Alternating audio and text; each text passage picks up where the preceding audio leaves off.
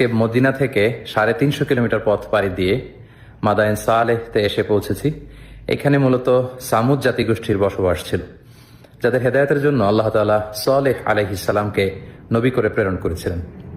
এবং সামুদ জাতির বৈশিষ্ট্য ছিল তারা পাথর বেষ্টিত এলাকায় তাদের জনপদ ছিল এবং পাথরকে খোদাই করে, পাথরের মধ্যে শিল্পকর্ম করে, খোদাই করে, ডিজাইন করে তারা পাথরের ভেতরে তাদের বসবাস স্থাপন করেছিল।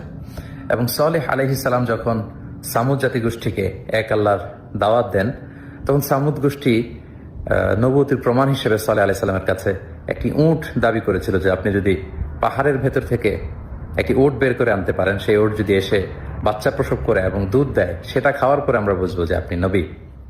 এবং তিনি দোয়া করলেন সাল্লাল্লাহু আলাইহি ওয়াসাল্লাম আল্লাহর কাছে।